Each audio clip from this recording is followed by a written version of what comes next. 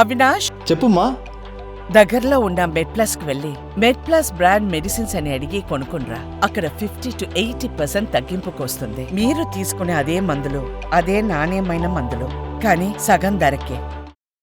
ములుగు జిల్లాలో చెల్పాక అటవీ ప్రాంతంలో ఎన్కౌంటర్ జరిగింది. భద్రతా దళాలు జరిపిన కాల్పుల్లో 8 మంది మావోయిస్టులు మృతి చెందారు. Grey hounds anti Maoist squad సంయుక్తంగా ఈ ఆపరేషన్ చేపట్టాయి. మృతుల్లో మావోయిస్టు కీలక నేతలు కూడా ఉన్నట్లు తెలుస్తోంది. ఈ ఎన్కౌంటర్ పై మరిన్ని అప్డేట్స్ మా కరెస్పాండెంట్ సుధాకర్ ఫోన్ లైన్ లో అందిస్తారు. Sudhakar, good morning. Good morning. ఈ రోజు ఉదయం తెల్లవారుజామున ములుగు జిల్లా ఏటునాగరం మండలం చిలపాక గ్రామ సమీపంలోనే దట్టమైన అటవీ ప్రాంతం. ఈ యొక్క అటవీ ప్రాంతంలో గ్రే హౌస్ వాళ్ళు కూంబింగ్ నిర్వహించిన సందర్భంలో ఇటు 8 మంది మావోయిస్టులు కూడా వారికి ఎదురు కావడంతో పాటు భద్రు ఆలియస్ పాపన్న సిఎంఎస్ సంబంధించిన దళం మొత్తం 8 మంది వారి పైన పోలీసుల పైన దాడులు కూడా వారు కూడా ఎదురుకాల్పులు జరపడం జరిగింది. ఎదురుకాల్పుల్లో మొత్తం 8 మంది అక్కడికక్కడే మృతి చెందినట్టు తెలుస్తుంది. ఇంకా పూర్తి సమాచారం కూడా తెలియవలసింది.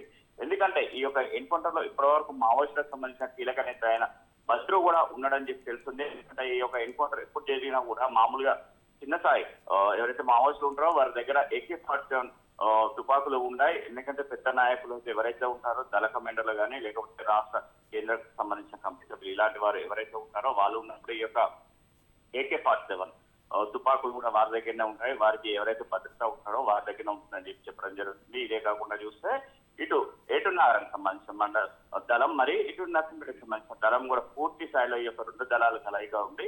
ఎందుకంటే రేపటి నుండి కూడా ఇటు మావోయిస్టులకు సంబంధించి వారోత్సవాలు కూడా ఉంటున్నాయి. ఎందుకంటే కొద్ది డిసెంబర్ 2వ తారీఖు నుంచి డిసెంబర్ 8వ తారీఖు వరకు కూడా కొయ్యూరు ఎన్కౌంటర్ కు నిరసనగా ఈ యొక్క వారోత్సవాలు కూడా నిర్వహిస్తారు. ఈ యొక్క వారోత్సవాలకు సంబంధించి దీనిపైన కూడా ఇటు మావోయిస్టులు కలుపుకొని ఒకరికొకరు ఎలాంటి కార్యక్రమాలు నిర్వహించాలి, ఎలా చేయాలని దానిపైన సందర్భంలో కూడా ఈ యొక్క ఎన్కౌంటర్ అయిందని చెప్పేసి మరో పక్కన కూడా వాదన విరగొడుతుంది. ఎందుకంటే గత వారం రోజుల క్రితం చూస్తే ఏజెన్సీ ప్రాంతానికి సంబంధించిన ఏదైతే వాజేడు వెంకటపురం ఉందో దీనికి సంబంధించి గిరిజనలో ఇద్దరు ఇన్ఫార్మర్లను మావోయిస్టులు అతి కిరాతకంగా వేటకడలతో నరికి చంపడానికి ఈ యొక్క ప్రతీకార చర్య అని చెప్పేసి మరో కోణంలో కూడా కొంతమంది వాదన చూపించడం జరుగుతుంది. ఇదే చూస్తే తెలంగాణ రాష్ట్రంలో కూడా మావోయిస్టులు లేరు. ఇప్పుడే పక్క రాష్ట్రాల నుంచి వచ్చి మహారాష్ట్ర కానీ ఇటు ఛత్తీస్గఢ్ కానీ ఒరిస్సా రాష్ట్రాల నుంచి కూడా వచ్చే అవకాశాలు కూడా లేకుండా ఉంటుంది.